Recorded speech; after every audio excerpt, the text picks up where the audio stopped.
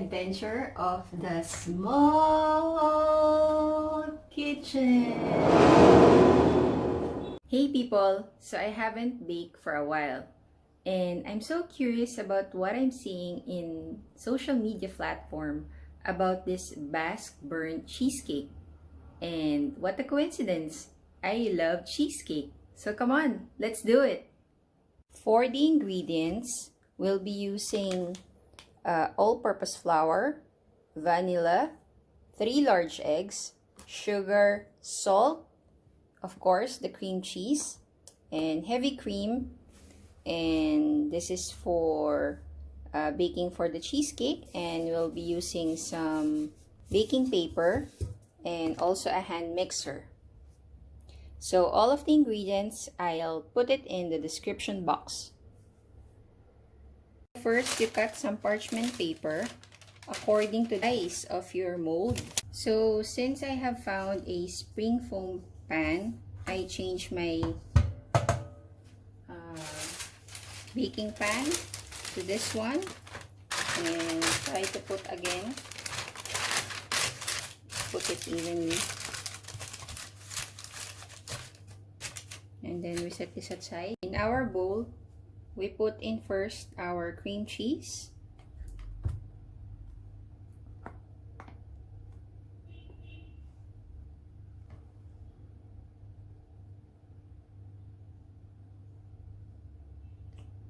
I'm just going to make some twist with this burnt Basque cheesecake.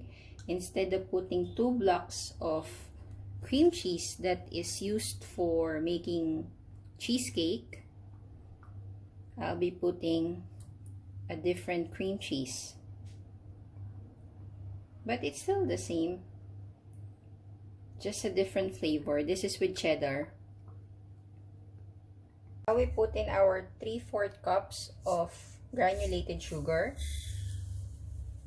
So if you don't have or you don't know how to measure 3/4 cups,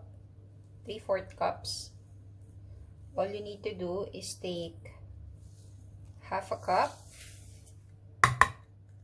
and 1/4 cup.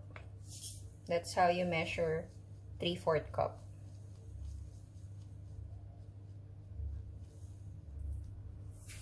If you have a stand mixer, you can use a paddle attachment to mix this.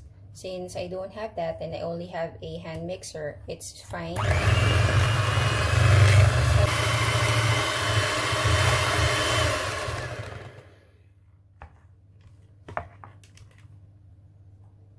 Just make sure to move or scrape the sides so that the other sugar will be incorporated to our cream cheese.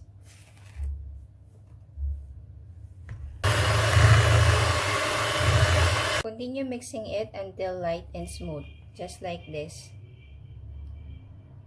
So we still continue to mix this and we'll be adding 1 egg at a time.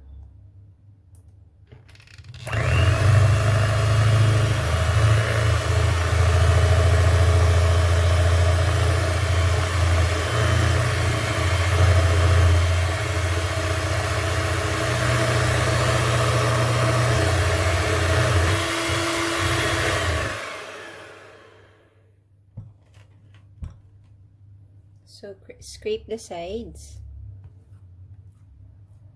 and make sure that your egg mixture has been dissolved, or the eggs has been beaten and dissolved very well with our cream cheese butter.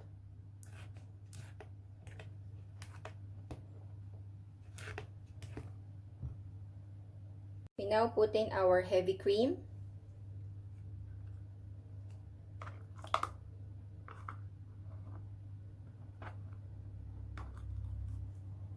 Our half teaspoon of salt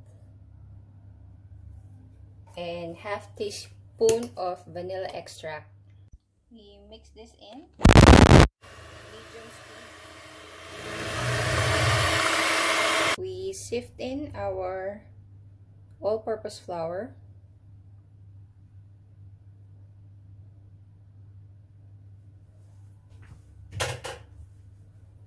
Then we mix that first so that it's easier or we don't get much of the lump.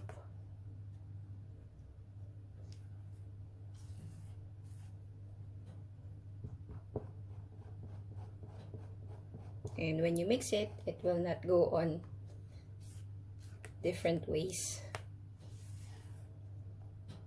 Actually, you must be using a whisk when you're doing this.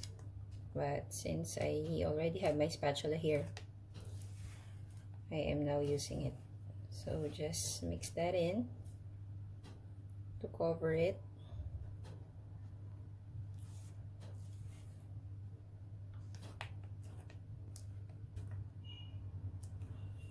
And then afterwards, we mix it again.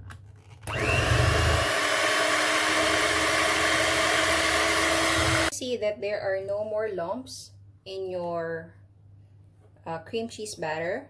We now put into our cake pan. So when you put this all in together, put it in the oven for about 60 to 65 minutes until the top side of the cake is burnt but jiggly on the middle.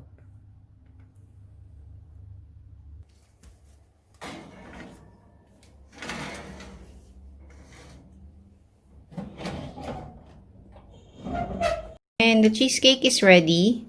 Just let it cool down in here and just open a little your oven.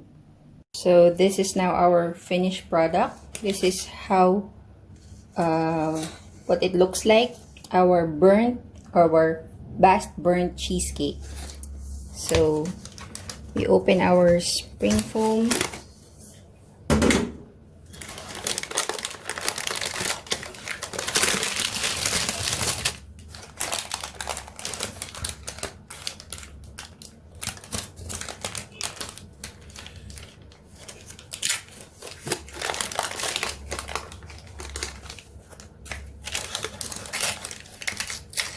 Oh, it's hard to take the sides.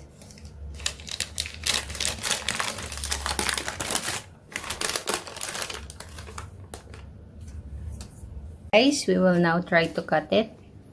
This smells so good, guys.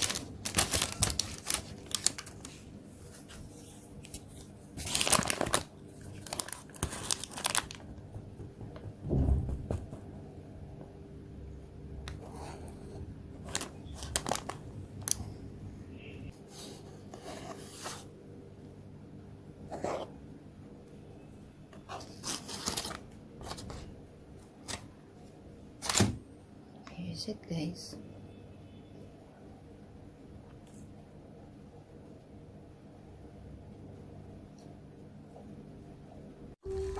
Do you want to know what's simple but tastier?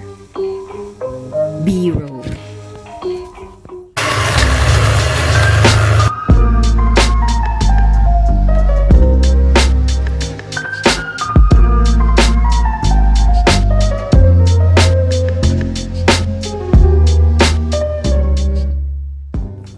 Let's eat with me.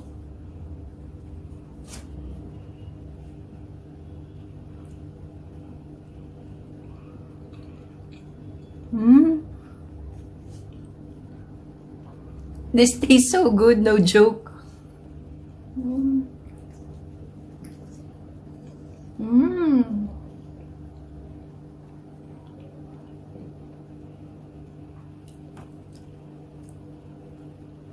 This really tastes so good.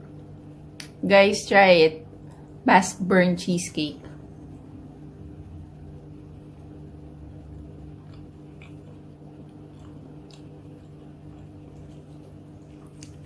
Thank you so much again for watching, and I'll see you all in another one.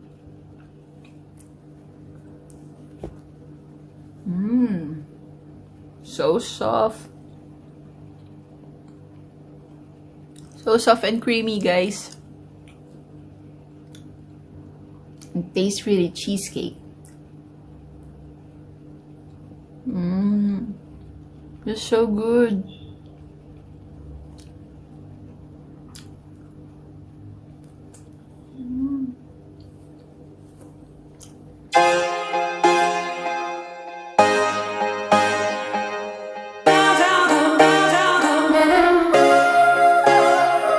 I've been watching